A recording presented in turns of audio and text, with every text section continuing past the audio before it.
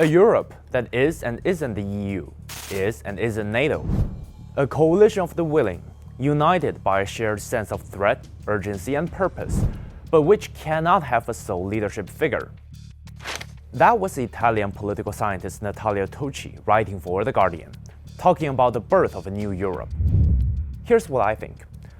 I don't care if it's EU or not the EU, NATO or not NATO, or willing or not willing.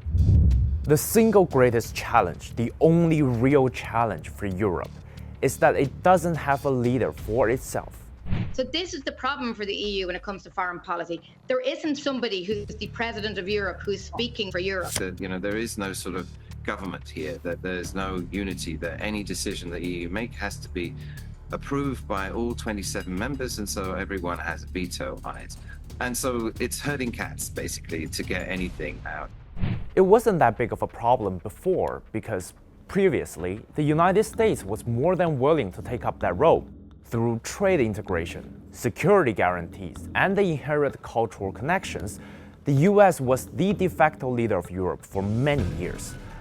But it gave up that responsibility in a spectacular way.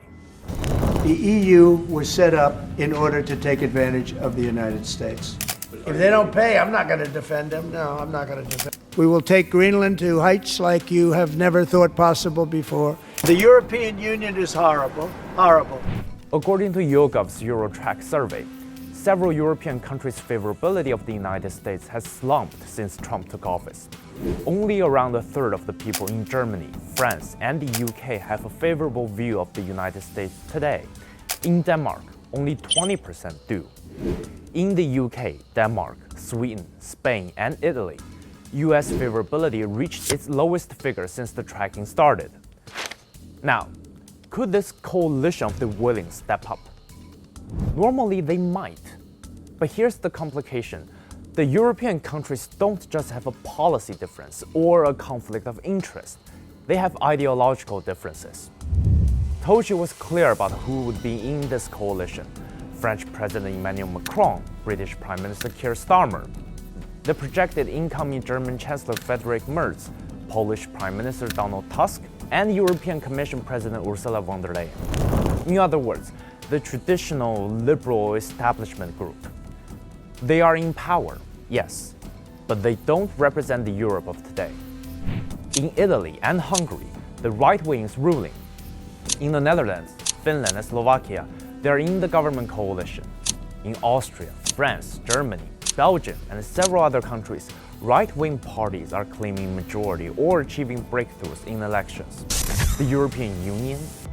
At this point, their biggest commonality might be that they are all in Europe. Tocci wasn't wrong to say that there's going to be a new Europe.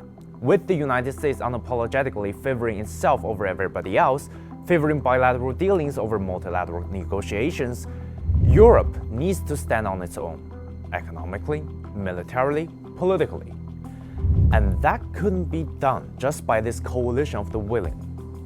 Europe is in an identity crisis. It's trying to step out of US's shadow while figuring out what, as a union, it believes in.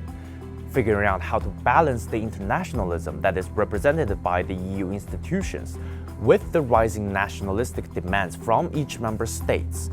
Europe needs a face. It needs a clear consensus about where it wants to go and how. It's going to take time for that Europe to come out. It's gonna be a prolonged labor. All we can do is wait and see.